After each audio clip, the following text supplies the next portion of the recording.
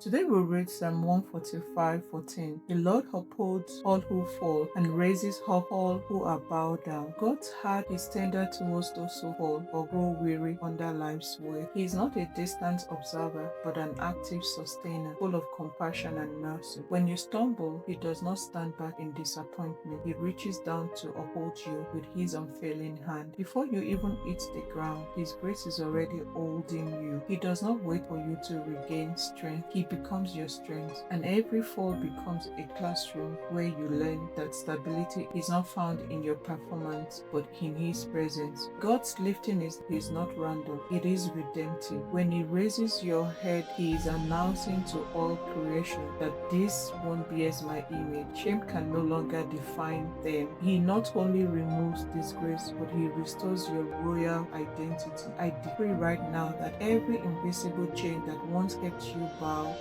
is breaking now. As a child of the Most High God, you are not meant to walk through life looking down in guilt, but to look up in confidence, reflecting God's radiance. This verse also calls every believer to action. Those upheld by grace must become instruments of that same grace. If God has sustained you in your fall, it is so you can extend His hand to others. True spiritual maturity is not measured by how high you rise, but how low you are willing to stoop to lift others. Grace received must become grace released. Be the hand of God to those who have fallen, the voice of hope to the weary, and the heart of compassion to the broken. Your story of lifting will become someone else's testimony. Grace, for God anointed your hands to raise the bowed and your words to heal the wounded. You are called to mirror His heart, to uphold, to restore, and to lift. So today we declare that the Lord upholds me in every season. I will not collapse, for His hand sustains me.